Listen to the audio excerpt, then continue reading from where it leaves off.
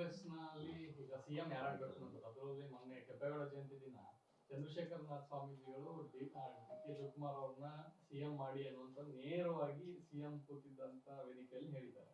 ಇದು ಸರ್, ನಾನು ಇದರಲ್ಲಿ ಎರಡು ಭಾಗ ಮಾಡ್ತೀನಿ ಸರ್. ಒಂದು, ಕಾಂಗ್ರೆಸ್ನಲ್ಲಿ ಯಾರು ನಾಯಕರಾಗಬೇಕು, ಯಾರು ಮುಖ್ಯಮಂತ್ರಿ ಆಗಬೇಕು ಅಂತ ಹೇಳುವಂಥದ್ದನ್ನು ಬೇರೆ ರಾಜಕೀಯ ಪಾರ್ಟಿಯವರು ಮಾತಾಡೋದು ಅದೊಂದು ಹುಚ್ಚುತನ. ನಾನು ಮಾತಾಡಬಾರ್ದು. ಆದರೆ ಇನ್ನೊಂದು ಭಾಗ ಇದೆ ಅದರಲ್ಲಿ. ಸ್ವಾಮೀಜಿಯವರು ಒಂದು ಸಮುದಾಯಕ್ಕೆ ಸೇರಿದವರು. ಆ ಸಮುದಾಯದ ಪರವಾಗಿ ಆ ಸ್ವಾಮೀಜಿ ಹೇಳಿದ್ರಲ್ಲಿ ತಪ್ಪೇನಿದೆ?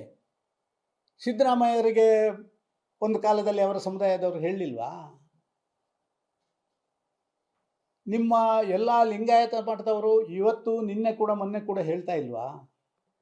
ಸರ್, ಶಿವಶಂಕರಪ್ಪ ಅವರು ಲಿಂಗಾಯತ ವೀರಶೈವದ ಅಧ್ಯಕ್ಷರು ಹೇಳಿದರು, ರಾಘವೇಂದ್ರ ಒಳ್ಳೆ ಅವನೇ ಆಗಬೇಕು MP ಅಂತ ಹೇಳಿದರು. ಏನಾಯಿತು? ನಾನು ಹೇಳೋಕ್ಕೆ ಇಷ್ಟಪಡೋದಿಲ್ಲ ಇದು. ಆದರೆ ಒಬ್ಬ ಸ್ವಾಮೀಜಿ, ಆ ಸಮುದಾಯಕ್ಕೆ ಸೇರಿದಂಥ ಸ್ವಾಮೀಜಿ, ಆ ಸಮುದಾಯದ ಪರವಾಗಿ ಮಾತಾಡ್ತಾ ಇರುವಂಥದ್ದು, ಅದರಲ್ಲಿ ಯಾವುದೇ ತಪ್ಪಿಲ್ಲ. ಅದರಲ್ಲಿ ತಪ್ಪು ಅಂತ ಯಾವುದೇ ರಾಜಕಾರಣಿ ಹೇಳಿದರೆ ಅದು ಸರಿಯಲ್ಲ.